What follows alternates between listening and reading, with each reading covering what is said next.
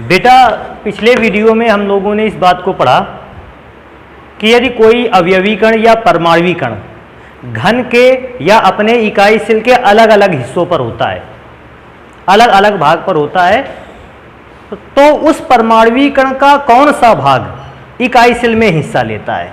हमें कुछ इंफॉर्मेशन भी मिली उससे। क्या इंफॉर्मेशन मिली कि यदि कोई परमाणु कण घन के कोनों पर है तो एक परमाणु कण का घन के कोने पर हिस्सा होता है 1/8। दूसरा हमने पढ़ा अगर कोर पर है तो कोर पर एक परमाणु कण का जो हिस्सा है वो होता है 1/4। बेटा इसी प्रकार अगर कोई परमाणु या अवयवी कण फलक पर अवेलेबल है तो उसका इकाई सेल में हिस्सा होता है 1/2। एक परमाणु कण का हिस्सा 1/2। अगर परमाणु कण केंद्र पर है तो उस परमाणु या अवयवी कण का इकाई सेल में हिस्सा होता है 1। तो हम लोगों ने इस चीज को पिछले वीडियो पर पढ़ा था।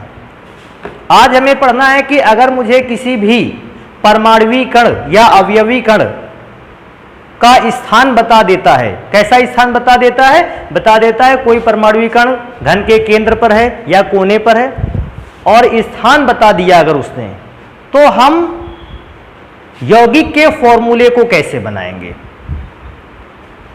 अगर मुझे दो अवयवी कणों का स्थान बताया गया, मैंने मान लिया कि मुझे दो अवयवी कण ए और बी का स्थान बताया गया, तो उस स्थान के बताए जाने के आधार पर ए और बी के मध्य बनने वाले यौगिक का सूत्र हमें आज ज्ञात करना है। या कोई भी दो एक्स और वाई दो एलिमेंट मुझे बताए गए और बताया गया कि एक्स कोनों पर है और वाई फलक के केंद्रों पर है, बताइए इसका फॉर्मूला क्या होगा। तो हम उसके फॉर्मूले को निकालना सीखेंगे कि एक्स और वाई के बीच में क्या फॉर्मूला जनरेट होता है।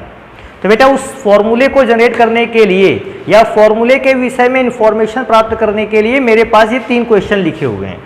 मैं इनको सॉल्व करके दिखाता हूं कि किस प्रकार से हम यौगिक के फॉर्मूले को तैयार कर सकते हैं। मैं पहला क्वेश्चन पढ़ देता हूं। लिखा है, कहता है एक घनीय ठोस P और Q दो तत्वों से मिलकर बना है। तो सबसे पहली बात, जो घनीय ठोस मेरे पास है वो उसमें दो एलिमेंट हैं, पहला एलिमेंट P और दूसरा एलिमेंट कौन सा है? Q। तत्व से मिलकर बना है, मैंने मान लिया P और Q से मिलकर बना होगा। कहता है घन के कोनों पर Q है, मतलब घन के जो कोने होते हैं वहां पर कौन सा एलिमेंट अवेलेबल है? Q। और अंतः केंद्र पर P परमाणु स्थित है और जो इकाई सेल के अंदर केंद्र पर परमाणु है वो है P। तो कहता है फिर हमें एक काम करिए, ये बताइए कि यौगिक का फॉर्मूला क्या होगा। तो P और Q से मिलकर बनने वाले उस यौगिक का फॉर्मूला क्या रहेगा। मैं फॉर्मूला बताता हूं। सबसे पहले देखो इसको सॉल्व करने के लिए मैं अगर स्टार्ट करूं सॉल्यूशन, तो सबसे पहले मुझे चेक कर लेना चाहिए कि कोनों पर कौन है। तो उसने बताया कोनों पर कौन है? Q परमाणु। तो मैं सबसे पहले मैं लिखूंगा तत्व Q के परमाणु। बेटा तत्व Q के परमाणु निकालोगे, सबसे पहले ध्यान देने वाली बात है Q है कहां पर? कहता है कोनों पर Q है। आप सभी को पता है जब एक घनीय इकाई सेल की बात होती है, एक क्यूबिक यूनिट सेल की बात होती है, उस क्यूबिक यूनिट सेल में बेटा कितने कोने होते हैं? तो आपको पता है एक क्यूबिक यूनिट सेल में कोनों की संख्या होती है 8। तो कोनों की संख्या हो गई 8। अगर कोनों पर Q है तो इसका मतलब 8 कोनों पर Q है। और एक चीज, कोनों पर परमाणु कण का हिस्सा कितना होता है? उधर बेटा लिखा है कोनों पर परमाणु कण का हिस्सा होता है 1/8। 8 से 8 कैंसिल होगा, आंसर कितना आएगा? 1। अर्थात अगर मैं इस फॉर्मूले पर या इस दिए गए क्वेश्चन के आधार पर मैं चेक करूं तो यौगिक के फॉर्मूले में Q के परमाणुओं की संख्या कितनी है? 1। अर्थात Q का 1 परमाणु है। अभी मैं आगे बात करता हूं। मैंने तत्व Q के परमाणु तो निकाल लिए, लेकिन इस फॉर्मूले को बनाने में एक एलिमेंट P और लगा था। तो मैं अब बात करूंगा तत्व P के परमाणु। P के परमाणु। बेटा तब तो P के परमाणुओं की बात होगी। सबसे पहले लोकेशन जरूरी है, P का परमाणु कहां अवेलेबल है, अंतः केंद्र पर P परमाणु स्थित है। अंतः केंद्र का मतलब है इकाई सेल के सेंटर पर, बिल्कुल बीचों बीच पर P परमाणु अवेलेबल है। तो मैं चेक करता हूं, अभी आप खुद सोचें। सबसे पहले इकाई सेल में कितने सेंटर होते हैं, सेंटर केंद्र तो एक ही होता है, 1 इंटू एक और चीज चेक करना है, अगर P परमाणु केंद्र पर है तो केंद्र पर परमाणु की हिस्सेदारी कितनी है, तो केंद्र पर परमाणु की हिस्सेदारी 1 है। मल्टीपल करेंगे इन दोनों का आंसर आएगा 1। अब अगर मुझे यौगिक के फॉर्मूले को बताना होगा कि यौगिक का फॉर्मूला क्या होगा, बेटा बड़ा आसान सा है। अभी मैं चेक करता हूं, P तत्व का परमाणु कितना है 1, Q तत्व का परमाणु कितना है 1, P का भी परमाणु 1 और Q का भी परमाणु 1। P भी एक परमाणु रखता है, Q भी एक परमाणु रखे इस इकाई सेल में। अगर P एक परमाणु रखे, Q एक परमाणु रखे तो फॉर्मूला बनेगा P1Q1। हाँ, सोचने वाली बात एक और है कि जब किसी तत्व का परमाणु अकेला एक होता है या परमाणुओं की संख्या एक होती है तो बेटा उस एक को हम लोग लिखते नहीं। अगर यही P के 2 परमाणु होते तो P2Q लिखा जाता, लेकिन क्योंकि परमाणुओं की संख्या एक होने पर हम उसको इसलिए भी नहीं लिखते क्योंकि अगर हमारे सामने आएगा कोई पूछेगा P कितना परमाणु तो हम बताएंगे 1, तो वो P1Q1 लिखने की कोई आवश्यकता नहीं। यौगिक का फॉर्मूला क्या बन जाएगा PQ। P का एक परमाणु, Q के भी परमाणुओं की संख्या 1, इसलिए फॉर्मूला क्या हो गया PQ। या आप इसे ऐसे भी लिख सकते हो QP, ऐसे भी लिखा जा सकता है।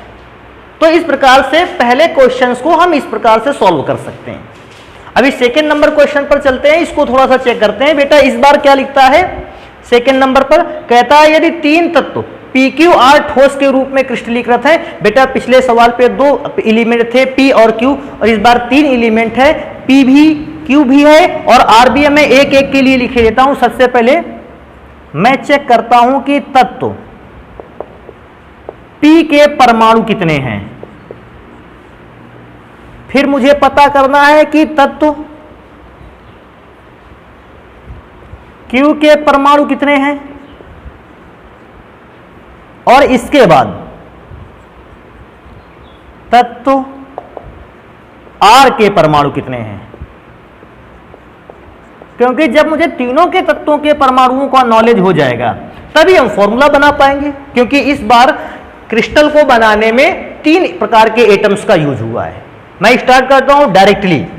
सबसे पहले मैं बात करता हूं कि 3 तत्व PQR है, ठोस के रूप में क्रिस्टलीकृत हैं। P परमाणु घन के कोनों पर है। अभी एक चीज आप सोचो, घन के कोनों पर उसने कहा, तो आपको यह चेक करना है कि एक घन में कोने कितने होते हैं। तो बेटा सभी को पता है, फिर एक बार दोबारा से, P परमाणु घन के कोनों पर, तो मैं P वाले पर भी बात करूंगा। P परमाणु घन के कोनों पर है और आप सभी को पता है घन में कोनों की संख्या कितनी होती है, 8। अगर P परमाणु घन के कोनों पर है तो मैंने 8 लिख दिया कोनों की संख्या। और यह पता करना है अगर कोई परमाणु घन के कोनों पर होता है तो घन के कोनों पर उस परमाणु की हिस्सेदारी होती है 1/8। तो हिस्सेदारी को निकालने के लिए मैंने 1/8 से मल्टीपल कर दिया। जैसे मल्टीपल किया 1 आंसर आ गया। इसका मतलब है पूरे यौगिक के फॉर्मूले में P के परमाणुओं की संख्या कितनी है, 1 है। अब मैं उसी इकाई सेल में Q की बात करता हूं। तब तो Q के लिए बेटा Q की लोकेशन क्या कहता है, Q केंद्र पर है। सबसे पहले तो आप इस बात की चर्चा करोगे कि एक घन के आकार के इकाई सेल में कितना केंद्र होता है। मैंने जस्ट 2 मिनट पहले बात की थी, घन के में तो एक ही केंद्र होता है और उस केंद्र पर भी परमाणुविक हिस्सेदारी कितनी होती है, 1। ऐसी सिचुएशन पर आंसर कितना आएगा, 1। अर्थात तत्व Q के परमाणुओं की संख्या भी इकाई सेल में 1 ही है। अब बात आती है R के परमाणुओं की संख्या।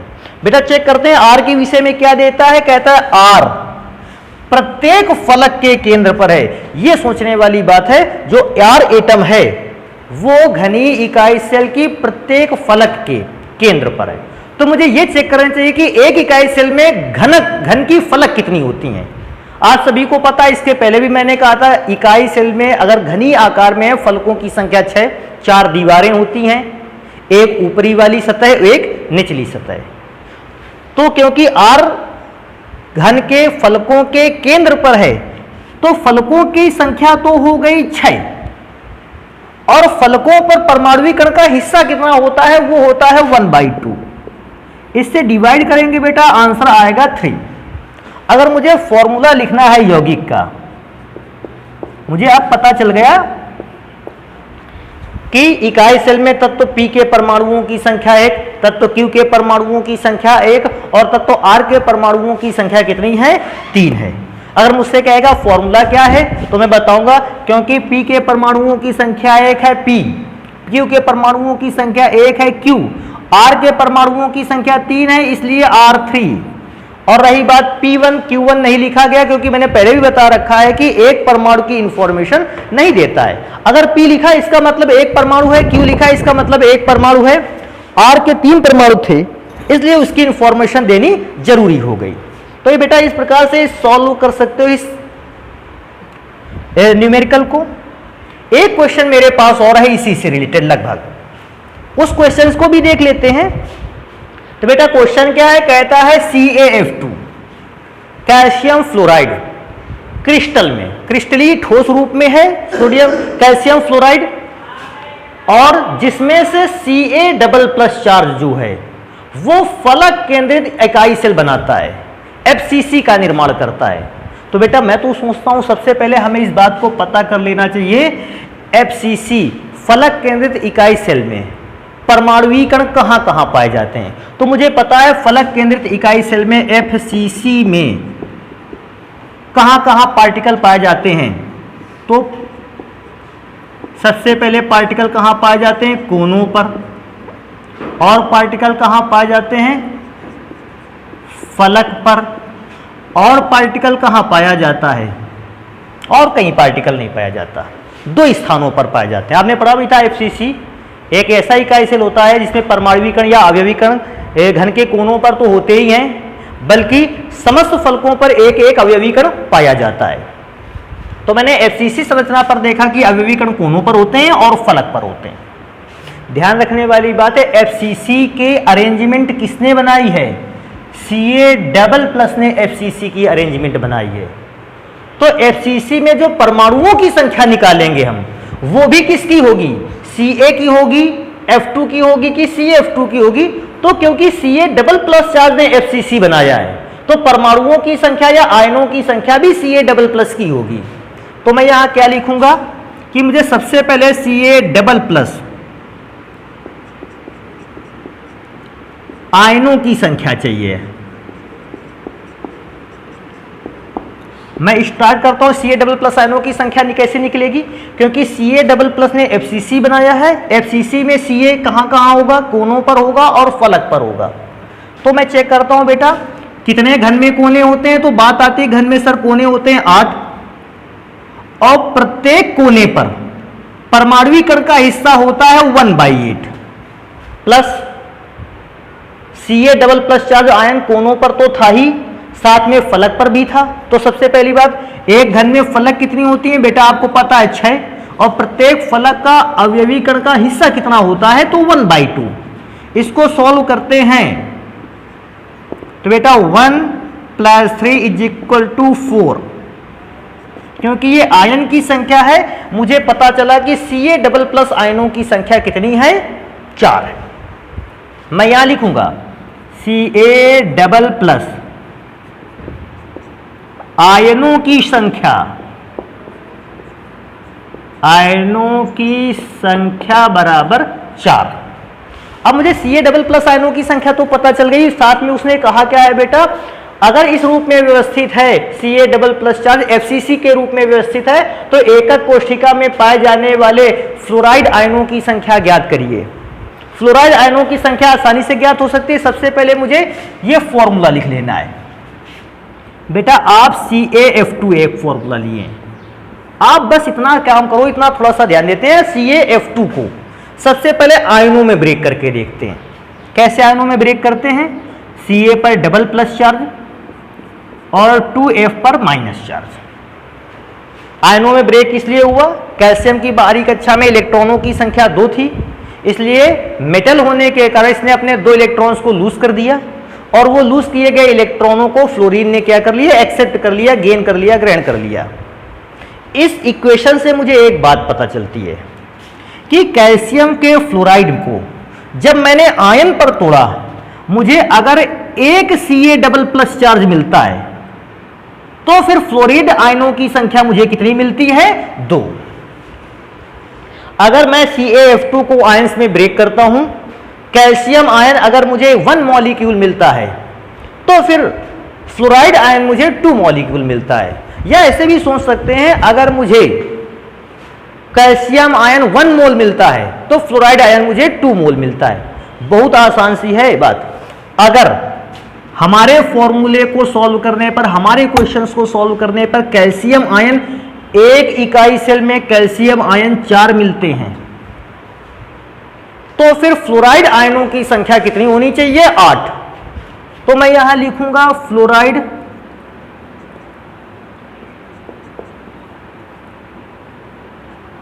आयनों की संख्या बराबर 8। कैसे 8?